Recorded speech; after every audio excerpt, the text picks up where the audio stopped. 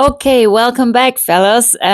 Today we wanted to talk about Tantra, or actually specifically Tantra in the West and East, and how the West distorted Tantra.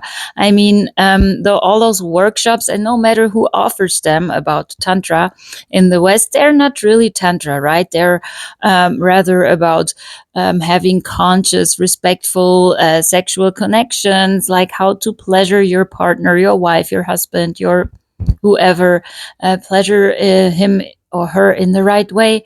Yeah, that's all not bad. It's very nice, but it shouldn't be called Tantra, in my opinion, because it's just not what real Tantra, with its origin in India, is. And Dr. Gautam Sharda, who is from India and who's a philosopher, he has a PhD in philosophy, and yeah, it's such a coincidence that he also happens to be my husband.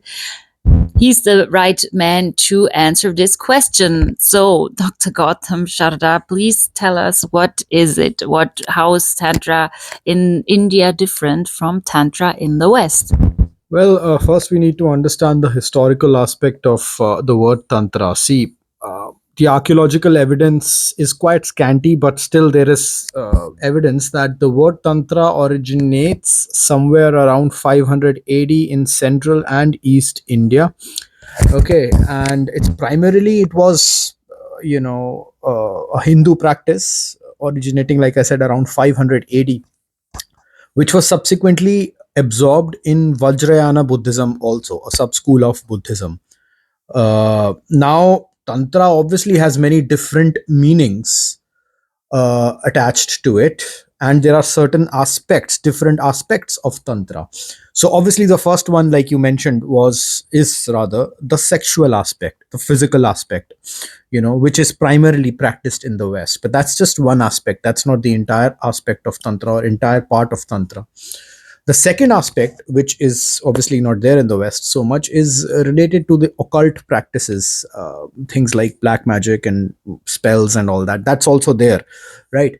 But that's just another aspect. The third aspect and the most important aspect of Tantra is the yogic aspect.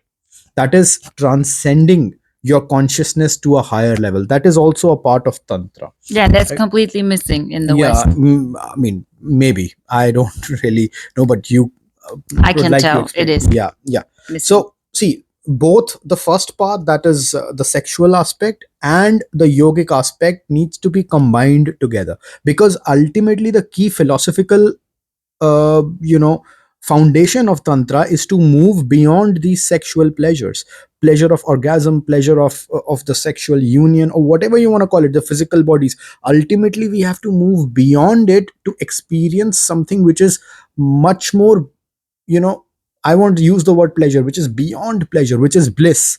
So once when you taste that bliss, then you realize that the sexual pleasure is actually of no use. So Tantra advocates moving beyond sexual pleasure. So you you know use the pleasure to transcend Yes, pleasure, to get transcend over your it. consciousness ultimately. So that is what, like I said, Tantra is predominantly. And also the second aspect, like I mentioned, about occult practices, black magic. Let's not get over there, because that's another thing altogether. So yeah, in an upshot, that is what Tantra means. It's related to yoga, Tantra yoga. The union with what? Union of the self with the ultimate, union of the masculine principle with the feminine principle, union of the physical with the spiritual, physical or sexual with the spiritual, union of self with the ultimate, like I mentioned. So ultimate purpose of Tantra is to transcend everything sexual, everything physical. So sex is a stepping stone to reach to that consciousness. Yeah, and in the West, the sexual part is just like, yeah, it's a means to an end. It's about the sex and only about Only the about the sex sex, and but that about is not what pleasure, Tantra actually about talks enjoying your body. And here it's like what they say with philosophy. It's like the ladder that once you climbed it, it dissolves, right? You could Yes, say it yes. like that. Just one short thought.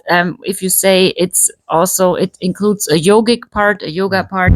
That would be a topic for another video, because yoga is also distorted in the West. So we must go into this in another video. So if people now think, oh yeah, we must combine it with yoga postures, then it's real Tantra. No, that's also not what it is, but we will get into this later. Thank you, Dr. Gautam Sharda, for for teaching us. Bye bye. Thank you so much. Bye. Bye.